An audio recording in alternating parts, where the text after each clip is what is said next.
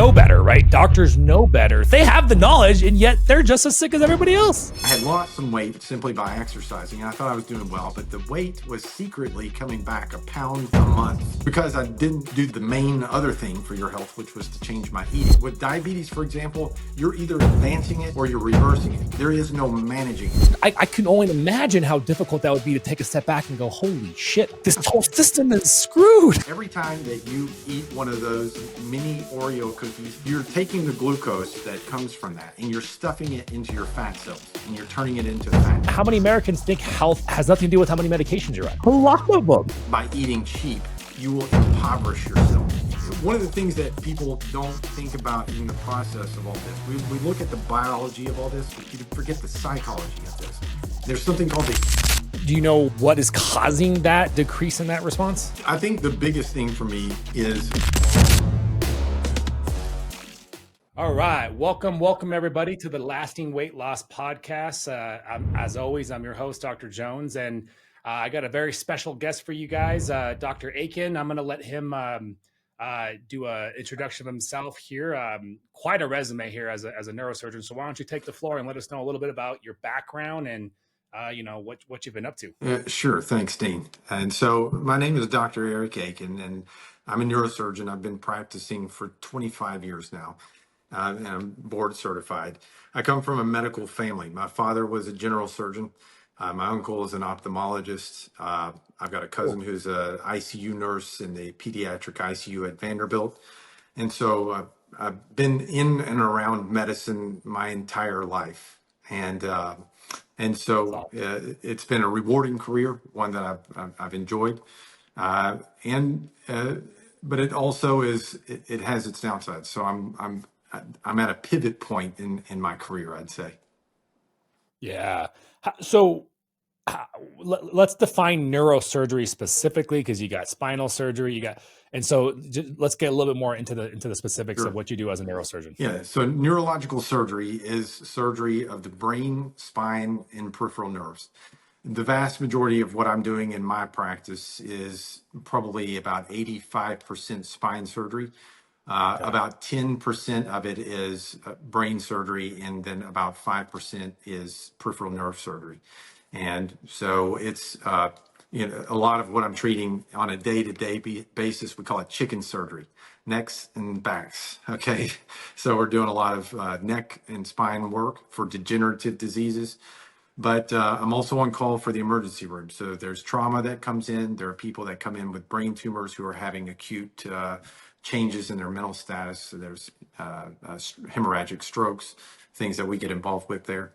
So that's the gist of my practice right there. Mostly spine, about 10% brain, and some peripheral nerve surgery. And the spine wouldn't be your orthopedic spine, right? We're talking spinal column. Actually, it is. And so the orthopedics are the ones that really started instrumented spine work, putting in screws and rods and all that stuff. Yeah. But then the neurosurgeons quickly picked up on that. And so the work that needs to be done for spine surgery is shared by neurosurgeons and orthopedic surgeons. And that's a lot of what I'm doing is orthopedic spine type work. So there's some crossover between orthopedics, but then obviously they're not getting anywhere deeper than the column itself. Yeah, we all probably take it to the spinal cord itself, but there's some people that specialize. For example, in orthopedics, you may specialize in deformity spine, so you're treating scoliosis. These are very long constructs, but some certain neurosurgeons do this as well. So it's over the years, I've seen sort of a blending of both neurosurgeons and orthopedic surgeons doing this type of work. So. Cool. That's awesome. And how long have you been practicing for? I've been doing this. I started my neurosurgical residency in 97, and I finished in 2003. So that was 6 years of training, and I've been doing it ever since 2003. So that's 21 years now. And that's 6 years just residency. That's after medical school. That's after med school, right? So that was 4 years of med school, 6 years of neurosurgery residency, and then I've been doing it since. So I think neurosurgeons are up there on the list of pretty much the longest residency. Am I right? Yeah, that's true. It's about 6 to 8 years for training. And so those extra 2 years, 1 or 2 years, are usually research. Matriculating through my residency, I knew early on that I wasn't going to be an academic neurosurgeon. I wanted to just go to work, serve the public. And so there was no real need to find a program where I was going to be doing years of research. But yeah, it can be it's a long haul. You're middle aged by the time you finish. So, Yeah, for sure. yeah, Well, I mean, we certainly, obviously in this world, need people that are willing to put in that work. So that's phenomenal. sure. So okay, see, 20 years you're in this, and I'm with you as far as understanding, because you mentioned it's not all great, right? And Right. so let's talk a little bit about that, because I could probably relate. So what are some of the I guess obstacles and struggles that you've Well, ran yeah, into? sure. One of the nicknames of neurosurgery is neuroslavery. So Neurosurgery. yeah, so it's a lot of work. You're in constant connection with the hospital at all times, even if you're on vacation, and so it's kind of tough to get away from the hospital. It's a lot of hours. It's a lot of stress. I think that neurosurgery is probably one of the top 2 or 3 practices that are most likely to be sued in their career, Oh and wow. and it's because the nature of what we do is high risk, and so it's there's that aspect of it. Uh, the the upside to it for me is that I like interacting with the patients in the clinic. I enjoy that, and I like the type of work that you do when you're doing work in the operating room. You're not interacting with the patient, actually, they're asleep, but it's the flow states that you can go in as you're operating. You feel like you're coming down after you finish a case, like you've been involved in, I don't know if anybody's ever played high school sports. You played in a Friday night game, and that feeling Right. you get as you're coming out of the game, like you're coming down from something. It's like that time is suspended and you're totally absorbed in what you're doing. It's a very pleasant experience. And then the gradual mastery of all of the things that you're doing over time, and you find more than one way to solve problems, becoming more resourceful. It's a pleasant thing to do, in that regard. So, That's and awesome. yeah, and then helping people, of course, the getting people's positive feedback. All doctors want that. They want uh, uh, they want to know that they've helped you, and so that never gets old. If someone tells me that they feel better, so Yeah. Oh yeah. Yeah. Absolutely. Absolutely. I think yeah, anybody that gets into the healing, practices, it's this reward that we get for being able to help people. But I have a ton of respect for the amount of effort you put to get there, and yeah, that this is a big boy job. I mean, what you're doing. yeah. So this is, yeah, you're not a lot of room for error, I guess you could say. So, No. so at what point in your practice did you start thinking that maybe it's time to kind of lateral transition? Is this recent? Have you been thinking about this for a while? I've been thinking about it ever since I crossed 40. And it was because of a single conversation that I had with one of my mentors. And this guy his name is Dr. Esposito, and he had reached the twilight of his career. And one of the things that he said to me that struck me, he said, neurosurgery is not an old man's sport. And so, and then I had a partner who was also older and got to the point where he didn't feel comfortable operating anymore. And they let him stay on in the clinic. He could see the patients. And then when the hospital finally said it's time for you to stop doing that, even he died about 8 months later.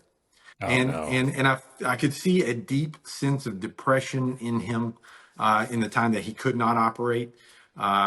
He defined himself by the career, and I didn't want that. I wanted to have a sense of usefulness beyond this career, and I wanted this to be what I do for this time while I'm able. But then I knew that there would be a time where your nervous system isn't good enough to do what we do. And so at that point, I thought I want to have something else that I can still be of use to people and help people and not lose my sense of purpose. And I feel like I've found something. Yeah. So why don't we get into that, right? Right. I think this is a good segue. Sure. So, people listening to this far, all, neurosurgeon goes all in. So what are you going all into? Sure. So the brief story is about a little over a year ago. I was I was trying to start my own course online, and the gist of the course was to help people to stick with regular exercise. And I had lost some weight simply by exercising, and I thought I was doing well. I was doing better than most statistically. I'd kept the weight off for a while, but the weight was secretly coming back a pound a month for 18 straight months. And it was because I didn't do the main other thing for your health, which was to change my eating. And I started to feel like an imposter because of all this.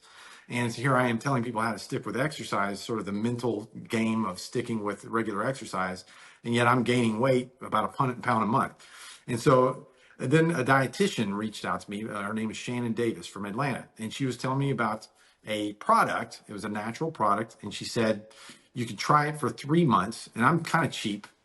And so she said, you could try it for 3 months and still get your money back. And I thought, okay, done. I'll do that deal. Right. No, it's a great deal for sure. Sure. And so the idea was she had mentioned two things in our conversation that caught my attention. One, I had just gotten a cholesterol panel back, and I was noticing I didn't like the numbers. And the second, and I didn't want to go on a statin because statins have a lot of side effects, one of them being brain fog. And if there's one thing that you don't want your neurosurgeon to have while they're operating on your brain is brain fog. And so the other thing is the liver toxicity. Couldn't agree more, by the way. Yeah, right. So the liver toxicity, the rhabdomyolysis, it can chew up your muscles. And I just knew there's a lot of downsides to statins. And so she mentioned this could help a lot with the cholesterol, and it's natural, it has no side effects. And then she said it may help with weight loss. So I went on this product, and over the course of about 3 months, I stripped off about 40 pounds. And I checked my cholesterol panel again after 3 months, and it was perfect. It was pristine. And I've been on it ever since. And so I was very skeptical of this going into it. When she said all natural, I was thinking, yeah. And because I've been indoctrinated up until this point on the pharma idea that, everything is, it has to come out of a lab. And then when I went on this, it had such a profound effect on me. I immediately began thinking my father, because my father, he was a general surgeon and one of the brightest people I've ever known. He had an IQ of about 143 and Wow. was a general surgeon his entire career. He died from metabolic syndrome. And so your doctor is, in fact, statistically speaking, they've done studies on this. Your doctor is no less likely to die from eating poorly than you are. And healthcare providers get metabolic syndrome roughly the same rate that everybody else does. That if that doesn't tell you something, ladies and Yeah. gentlemen, I don't want to. I'm not going to cut you off, but I'm glad you brought that up because that is such a we know better, right? Doctors know better. So if they're not, they have the knowledge, and yet they're just as sick as everybody It's else. crazy. And the thing is the bias that they have about this. And many of them are jaded. They feel like they have made the decision for you. They feel like nobody is going to be compliant. So they're just going to give you the easiest route. They're just going to assume you're not going to be able to make it. And they're just going to try to manage your diabetes. They're going to try to manage your cholesterol, your blood pressure, but they're not really going to show you how to actually reverse these things. And with diabetes, for example, you're either advancing it or you're reversing it. There is no managing it. And so that's the idea here. So my whole world outlook with regard to medicine and health has changed as a result of this experience. And I've got a completely different look. And actually, it's helped me to get a broader fund of knowledge in medicine to see what is going on with my patients now. So Love everything you said there. Let's continue with what you said there. I know we're on the same page, but for our listeners sure. here, diabetes, Yes. you're not managing it, right? Right. So can you elaborate on what you mean specifically? Yes, Because a absolutely. lot of doctors are like, what do you mean? I'm managing. And then they got their patients are like, I'm doing great. My A1C is where it Oh needs to yeah. be, and I'm on 4 medications. But my blood sugar is good. My A1C is great, so I'm doing good, right? So yeah, that's the thing. So what you have to understand when you have diabetes, you have an end stage disease. It's the end stage of a problem that was evolving for a long time, long before your numbers got bad.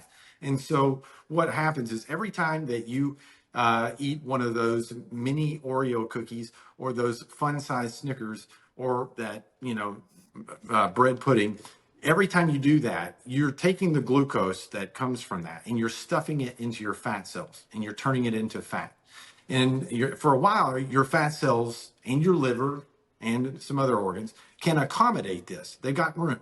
But think of it as like a suitcase. You're packing this suitcase fuller and more full, and eventually the suitcase starts spilling out the sides. And so what's happening is that sugar is now spilling out the sides into your bloodstream. Now you're at the end game. You're way behind the 8 ball. By the time your A1C and your blood glucose are abnormal, you've progressed down this path very far. So if your doctor at that point is going to put you on a medicine to manage this. So let's take one medicine, for example, Jardiance. Jardiance, all it does is it opens up an escape hatch for the blood sugar that's spilling over. It's not getting rid of all that fat and sugar that's being piled into your cells. It's just giving you an escape hatch to let the excess sugar keep going out of there. So you're still wreaking havoc on yourself. And of course, your A1C, your blood sugar may look normal, but Make it a little better, right? you're still getting sicker. And so and many of the other drugs that are like that, insulin itself, if you have to go on insulin for diabetes, insulin is part of the problem. That's what people don't understand. High insulin levels are toxic to you. And in my world, where insulin shows up is 50% of the patients that I'm putting on the operating table for elective back and neck surgery they are diabetic. And the 80% of the rest that are not diabetic are insulin resistant. So they have high insulin levels. Insulin turns on your inflammatory system. It causes bones to start forming spurs. It tells discs to dehydrate. So you start getting abnormal motion segments in your spine, and eventually you start getting spine pain. And then you may develop a bone spur that encroaches on a nerve root, and then you're calling me. And so this is the issue. And if people stop eating sugar tomorrow, in 10 years, I'd probably be largely out of business, is what I'm thinking. Wow. So, Wow. So really just the majority of people with issues that bring them to your door, essentially you feel very convicted that a lot of it is poor metabolic health, yeah, whether it's full-blown diabetes, obesity, it absolutely. doesn't matter. And the thing is, I used to think it was smoking. I thought smoking was the issue. A lot of my patients do smoke, but a lot of them don't. And once I got tuned into this and started really watching, I started realizing the big issue isn't smoking is a contributor. There's no question, but the fewer people are smoking these days, statistically speaking, percentage wise. That Yeah. number is going down actually, but more people have metabolic syndrome, diabetes, cholesterol issues, high triglycerides now than ever before. And I see it when I look at the patient history, the patients I'm going through in clinic, time after time, almost every patient has one of the 5 things of metabolic syndrome in their history, and so, yeah, I think that this is a way bigger contributor to spine disease, is how much sugar and ultra refined carbohydrates that people are eating than anything else. Yeah. Yeah. I mean, I couldn't agree more. I'm glad you elaborated on the managing aspect of diabetes, because, the patients, they hear what their doctors tell them, but the majority of these PCPs, not all of them, because I do come across doctors like you and, Yes. other physicians that are starting to actually, and I can only imagine, look, I'm a doctor of chiropractic. So I was, I don't want to use the word indoctrinated, but we're all, when we go to school for 4 years, we're indoctrinated to something, Yeah, right? And absolutely. so I'm indoctrinated into holistic viewpoints. So, and I had healthy parents too already, so it was easy. But to be any sort of medical doctor and get indoctrinated into the standard allopathic approach and understanding of nutrition to come out of that and then maybe even practice for 10 more years. How I can only imagine how difficult that would be to take a step back and go, holy shit, this whole system is screwed. Like, what the hell? It is. And I think most of them, it's just, I get why they just can't. They just continue on what they're doing. And how could they even focus on trying to do what's right when they're, the other problem with insurance reimbursements being knocked and reduced left and right? How could they even begin to try to do what's right? Because that takes away. Yeah. It's just, there's so many things going on. Oh, yeah. So yeah. The main thing that the patients, the people need to know in this, especially ones that have kind of gone down this path a bit and they've had diabetes a while, maybe they haven't had a lot of success with this, they feel they're getting sicker, is that isn't entirely your fault. And the encounters that you've had with your doctor may have been, and I'm not saying it was, but it may have been, you've got a doctor who is jaded. They see a lot of people who are not compliant. In fact, the majority of people are not going to be compliant. But there are a lot of people, though, that really want to make a change, and if they knew the path, would probably do what it took. And so in that case, the encounters that you've had with that doctor, they've already made an assumption. They're just going to kind of get you out of there and get through the 20-minute segment so that they're not late for the next appointment, and do what the standard of care is, so that they can say they've checked off their boxes and they did what they were supposed to do. But if they were really doing the right thing, if we had the time to do the right thing, if we weren't in a corporate medical system now, then that would be about a 45-minute to an hour session. Yeah. And it'd be the first of 5 to get you educated to what you need to know in order that you can get out of this and actually reverse your health and restore it. I wanted to interrupt the show to tell you guys about the free resources that I have for you to be successful in 2024. The link in the show notes is going to provide you a way to join the free Facebook community. We do weekly live training. It's a great community. We'll answer all your questions with or without the medications. We're going to help you get there. And there's a free PDF which breaks down the steps so that you know exactly what to do, how to do it to be absolutely successful this year for your weight loss goals. Now back to the show. No, it's this, and that wasn't the goal of today's call, but talking to someone like you that comes from your viewpoint, I haven't had an opportunity to talk to so many surgeons. So, I'm very frustrated and passionately frustrated because I'm able to communicate this out there, but the whole system is just screwed because, like you were saying, and hey, whether it was designed that way is, I'm just going to save that for a separate conversation. But yeah, I mean, the reimbursements are forcing them to see these patients so quickly that even with the ones that want to be, that want to do it right, they're not given the amount of time. And so they're left with what's going to keep the patient alive is, well, the drug approach. Like you said, it takes more time to actually educate them on what can we do to prevent it. So it's sad. Yeah. It's a sad state of affairs that your average person, in order to be healthy, which again, the definition of healthy is jaded too, right? How many Americans think health has nothing to do with how many medications you're on? Right, exactly. A lot of them. A lot of them. Yeah, absolutely. And I think that there's a point that you brought up that I wanted to touch on was the number of medications that people are on. If people have this notion that maybe to eat healthy, for example, may be out of their price range, but it actually isn't. And in fact, if you don't get ahead of it, you will be impoverished by your bad health. By eating cheap, you will impoverish yourself. And I see it every single week, people who've become disabled on account of how they've been eating for the last 20 years. It doesn't take as long as you think either for many people. We're seeing people in their 30s now having hemorrhagic stroke from malignant hypertension. And so now you can't move the left side of your body, or worse yet, your dominant side. You can't move your right hand, your right arm, and you're 38 years old. And that's you for the rest of your life. And that's a game changer. You can't afford not to eat healthier. I was thinking that exactly. But it's tough, right? It's tough. It's like, making an investment in something where the ROI isn't tangible in front of you now. Right. That's exactly right. And it's tough. It's tough. But in addition to the cost, I would say just the end result of massive surgeries and things like that are inevitable of living a poor healthy lifestyle, like a lack of healthy lifestyle, bad choices.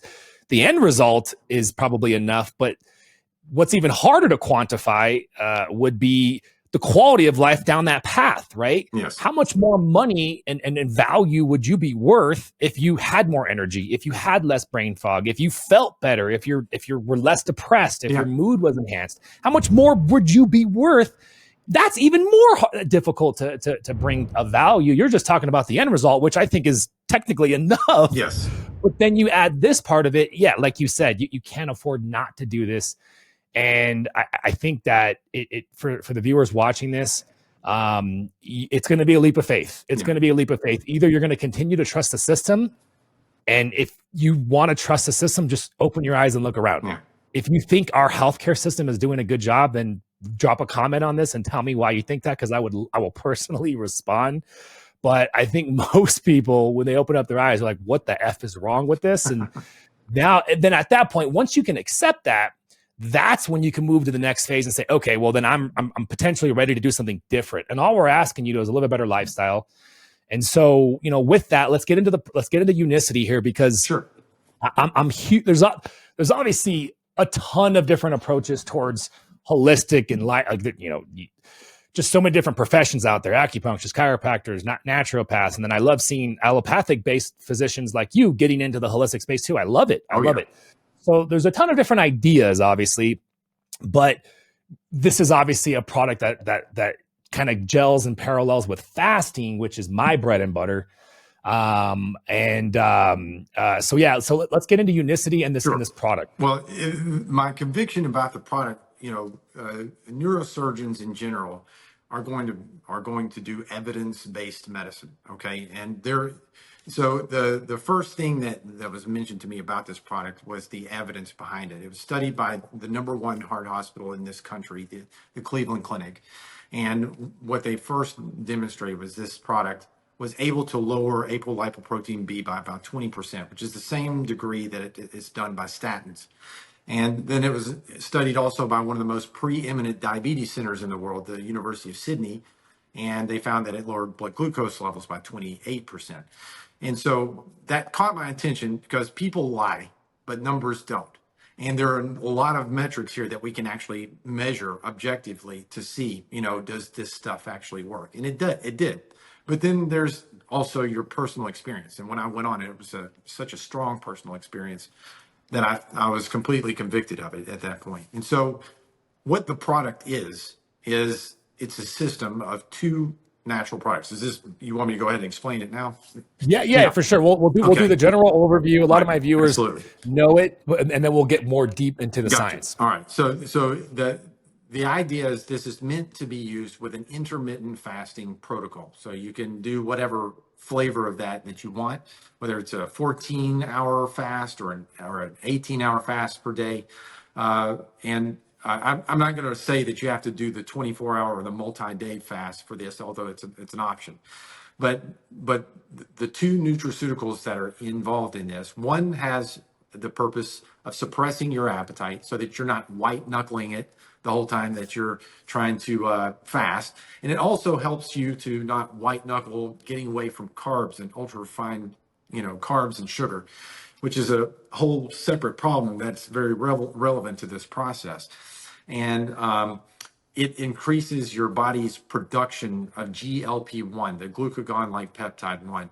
And now with Ozempic and Wegovy and these medications, these are an artificial GLP-1, and they have their utility in medicine. I'm not poo-pooing Ozempic and Wegovy. They have a purpose. But for the vast majority of people, I feel that probably, especially those people that just have 30 or 40 pounds to lose, and that's the big thing. Yeah, right. Or they're trying to correct cholesterol. They got a high blood pressure problem.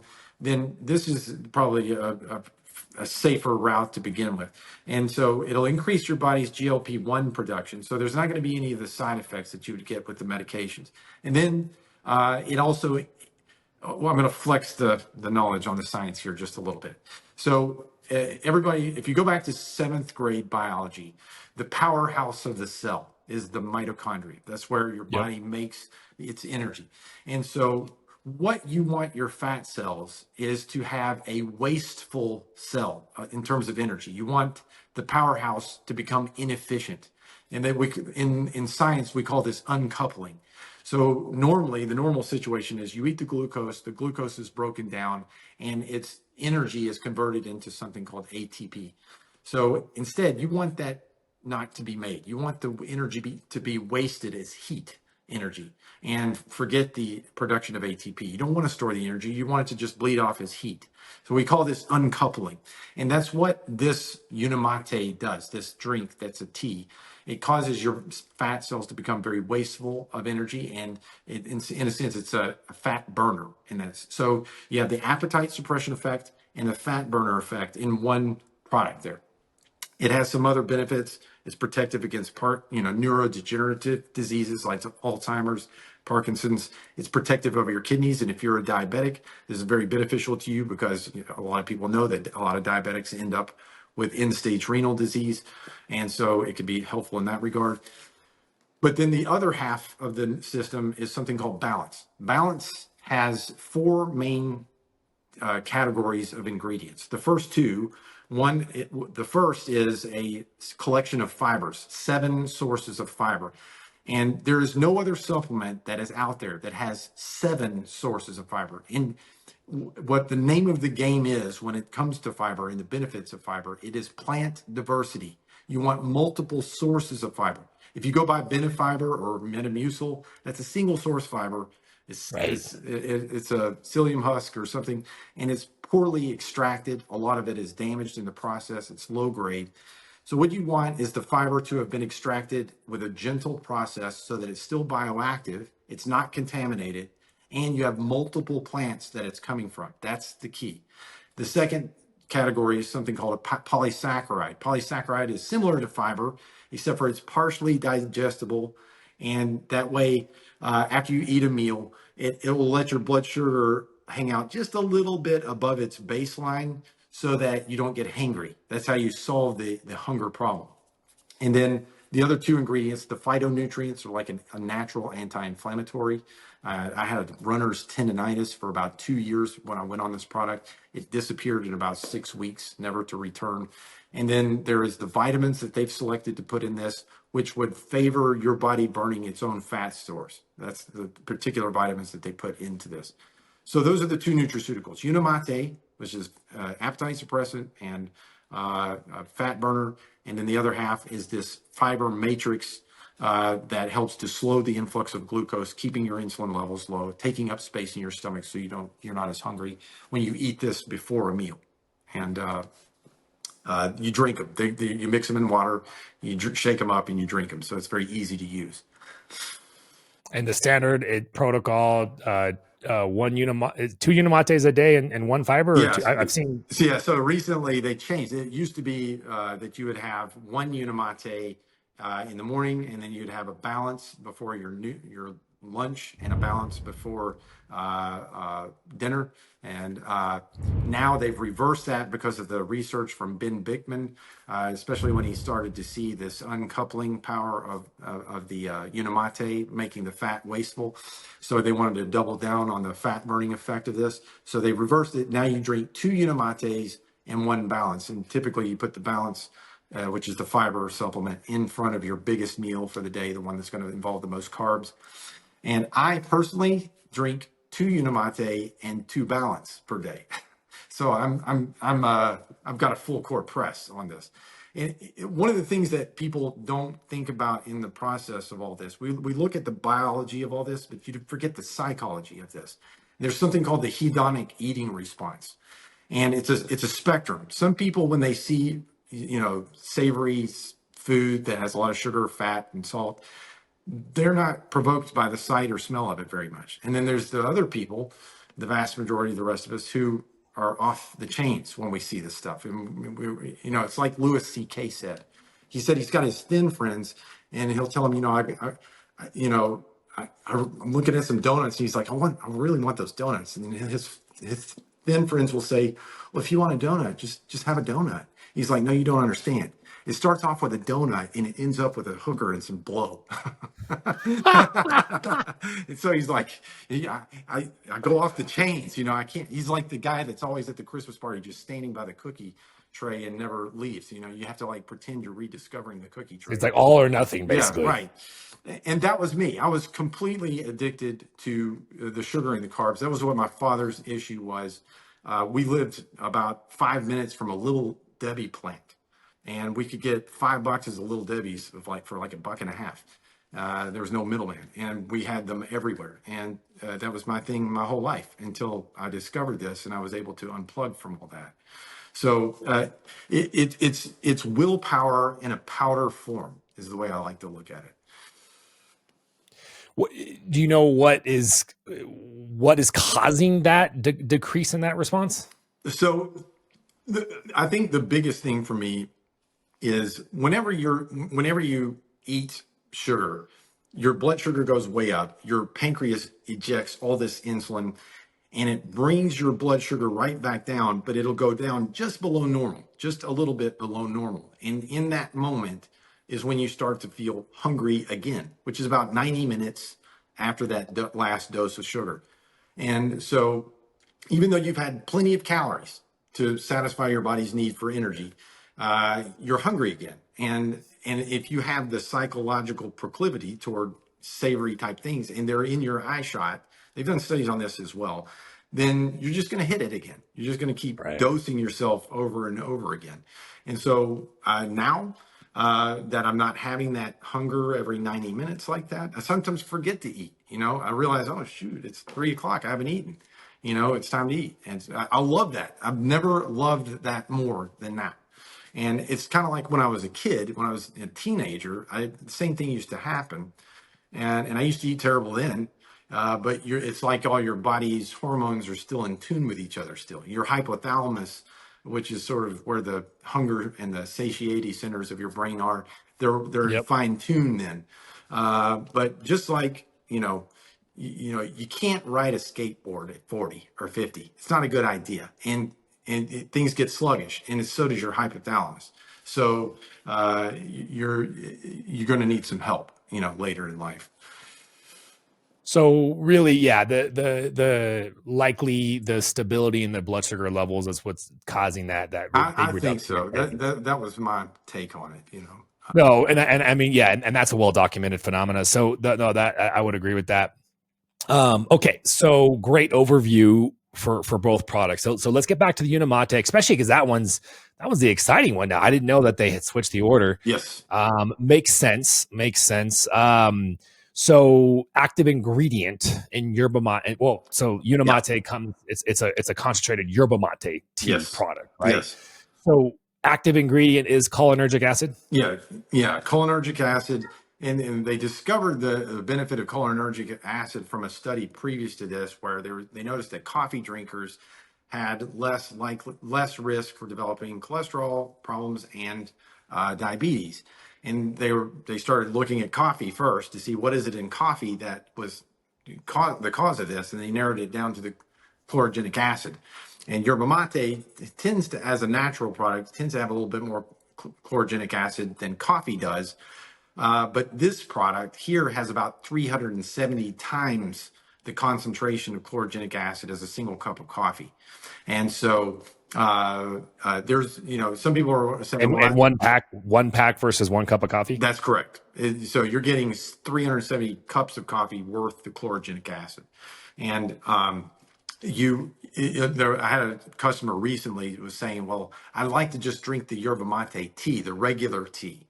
And I said, well, you can, but if you're looking for these particular effects, the GLP-1 effect, raising your GLP-1, and the fat burning effect, there isn't a comparison. These are not, you can drink the tea, that's fine, but you're not going to get the same degree of benefit as you are from that concentrated, supplement there. So right, because it's about do you know the ratio of regular Yerba Mate tea to this product is about 100 is what I heard. Is that right? It's probably about 100 times, yeah. And so I would say that Yerba Mate has maybe 3 times that coffee does, but this is a go-kart versus a rocket ship. Okay, as far as the effect, yeah. Okay, cool. So that's really awesome. I'm really I was familiar with that. Not so much the uncoupling though. So let's go back to Unimate. Can you explain that again? I thought that was really cool, and that would explain obviously the results that we're seeing with this product. Right. Yeah. So whenever you eat sugar of any type, for example, the sugar is put into the fat cell. Uh, it's then going to be chopped up, and whenever that process is going on, where they're chopping up the sugar into its carbon pieces, it's breaking bonds and transferring energy from the molecule and turning it into something called ATP. That's the Yeah. power molecule of the cell of the body, and we use this ATP for all of our cellular functions. What you want, instead, you want that sugar not to be converted to fat at all. You want it to just be burned up and just exhausted as heat. And so it'll be exhausted as heat and water if you waste it. And so that's what the effect of the Unimate seems to be, is it's causing, rather than a coupling of the metabolism of sugar to making ATP, it uncouples it and it's wasted as heat and water. So and so that's a fat burning effect of this product, and it increases that process up to about 70%. So the ketone production is one of the byproducts of that, and the ketone goes up about 70% in the fasted state when you're on Unimate. So if you want to accelerate your results of the benefits of fasting, just add Unimate to it. It has no calories, Right. it doesn't break your fast, and it raises your ketone production. It's uncoupling the fat. That's awesome. Yeah. That's awesome. Am I mistaken? I thought it did have like 20 calories, or did they update it? Does it have no calories now? All I know is it does not break your fast. Fast. Okay. Regardless, yeah, you are not breaking your fast with this at all. Fantastic. Fantastic. Okay. So let's transition now to the balance. So one question I've gotten asked several times too for some of our patients. I do 100% agree the diversity of the various fiber sources. I've never seen a product like that. It tastes phenomenal. And the diversity is great because this is, the gut microbiome loves diversity. This is one of the reasons why eating such a variety of vegetation and different colors and getting a spectrum of polyphenols is such an important thing, because it feeds different types of gut microbiome. And we, people act like we understand the gut microbiome from a science base. I mean, we know it's good, we know it's powerful, we're learning a lot, but I know I'm convinced that the best approach is variety, right? Yes, And correct. I preach to my patients the same thing with the probiotics. Like, you shouldn't take the same probiotic constantly, although I would take that over nothing, but you should take a probiotic, take a break, take another one, take a break. And even if you notice no difference, cycling through it, I'd argue, presents different bacteria to give your body different sort of almost opportunities to try different, bacteria out. But then you might notice on one product, on one strand, that you feel a lot better. And so you pay attention to that. But a different probiotic product is no different than eating different prebiotics, right? Yes. And that's what fiber is. And for the listeners out there, prebiotic is almost as important as your probiotic, because that is what fuels production and growth of new bacteria. And that's what your gut microbiome needs to survive and flourish. So fiber is a prebiotic.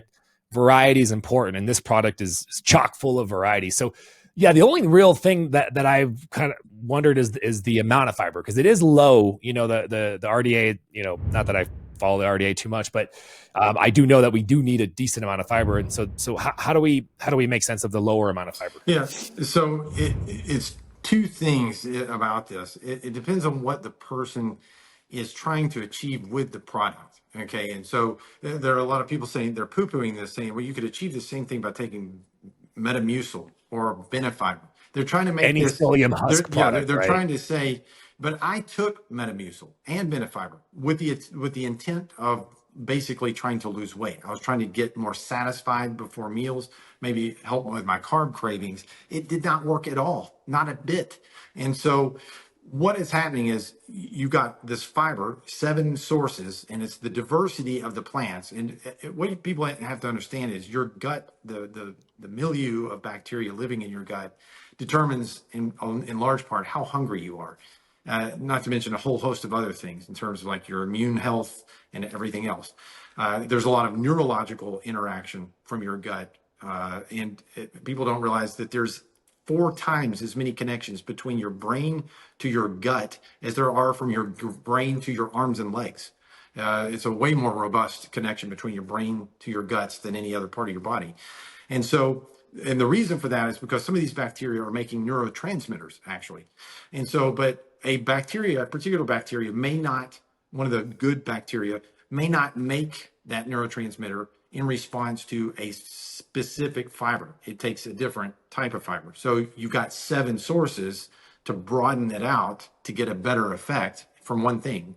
The second thing about it is the way in which this fiber was extracted. This is not outsourced to another company. Unicity does all of this themselves, and they've hired the best of the best. They've got a Duke University research and development head for their business that has determined, how this is going to be extracted so that it is bioactive. If you get something that has been damaged in the process of extracting it from the plants, it's no good to you. You're just eating trash. But if you've gotten something that has been done gently, so the vast majority of it, this product is tested 4 times before it hits that packet. There's no other product that's got that high of a standard of testing. And then added to that, though, is the polysaccharide mix. And again, from 7 different sources. They call it the Unicity 7. And so the polysaccharides work in a different way, but they also have a very similar effect that the fiber does. So the fiber is getting an assist from this polysaccharide mix. And there's no other supplement that I'm aware of personally that has a combination of polysaccharide with fiber. And so, there isn't. yeah, Even the Unimate and the Balance, both of them are unique products. There's nothing like it. I definitely have verified that myself, which is, why I use them with my patients too. So right. So you can't compare this to the standard. When see all these guys trying to beat up on this and showing their bottles of Benefiber and Metamucil, there is no comparison to these products. And there's a reason for its price point because of this. It's a high quality item. And a lot of people say, well, they'll try to make the case, well, this is too expensive. And then they're trying to say this is too expensive. They're trying to bilk you for money. And what I would argue on that is this product has a pharmaceutical grade effect on cholesterol, on glucose. And the question to you is, if I want to know what your priorities are, all I have to do is look at your bank account. Okay. And if I look and see what you're spending your money on your bank account, I know what your priorities are. And this is $5 a day. It's the cost of a cup of Starbucks coffee per day. And I know plenty of millennials that are drinking well more than 1 cup of Starbucks a day.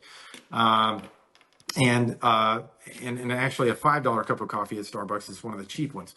And so the idea is, if you're putting in about 4% of your income into your health, you're probably seeing to your health enough. And that would include the clothes you buy to exercise, your membership at the gym, the food that you're buying, the supplements you get, all of that. It should be about 4% of your income. And then you're being a good steward of your health. You are not committed to anything that you don't give 2 things to: your time and your money. And so if you want to say it's cost too much, I would ask to examine what are your priorities. And if it really is, it's not enough, really. yeah, no, I mean, I definitely couldn't agree more. I Yeah. mean, I was interviewed the other day, and I think the exact question was, what is the most important thing, to do? I want to get the exact wording right. What is the most important thing to do, when starting a weight loss, fat loss program? And yeah, I think that's what they asked me, more or less. And, my response, really thinking about it, because there's all these different things that prolonged fasting, but honestly, it's making the decision to go all in, because a lot of people make this half-assed decision when it's 1 foot Yeah. in, 1 foot out. And truthfully, like I'm at the don't even bother yet. Like if something's keeping you from being all in, then go find out what it is that's keeping you from being all in. Because once you go all in, then you can truthfully tell whether this was worth it or not. Yeah. You know, is everybody here full of shit and lying to you, or is there something real here? Right. Yeah. You don't want to wait till the health scare to make the change. You know. No, you don't. You know, and look with the Unicity, I'm a fan of it. For the weight loss portion of my practice and what we do. You know, you're very familiar with what you do. I know you've read my book, and so we're helping patients with the flow protocol, with a lot of prolonged fasting and just various powerful lifestyle interventions. And the population that's coming to us is we're really sick, obese, PCOS, menopause, high levels of insulin resistance. And so, yeah, we're using GLP-1 medications. We're using powerful peptides, but I say it all the time. If you can do it without the meds, let's roll. Let's do it. You know, it's 80%, 90% of people come to me wanting the meds, you know, but we have that conversation with them and we go, look, there are some risks. There are always risks. And I love GLP-1 medications, but again, for the population that I'm dealing with. But then if you asked me, do I love them for everybody that needs to lose weight? No, that's a different conversation. Sure. You should absolutely try.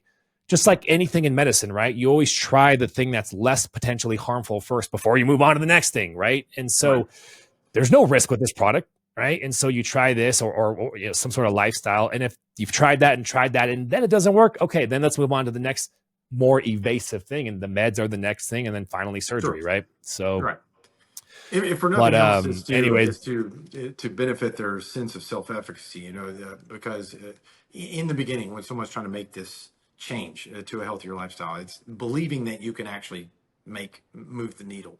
And so if you're not getting and there is some studies that suggest that if your progress is slow, you're more likely to fail. So if it takes using something stronger like Ozempic and Wegovy, at least in the beginning, for them to build the self-efficacy, I think it's reasonable, you know. As long as absolutely. Yeah. Yeah, and you know, the way we approach it is to get them off. So eventually, right, once we hit their goals.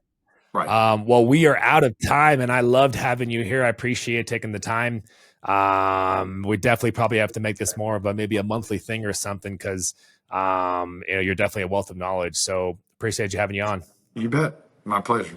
All right, we'll see you guys later. If you guys found this informative, then you're going to want to click this video right there. It's a continued explanation of what you learned today, guys. Knowledge is power, so let's keep this going. We'll see you later.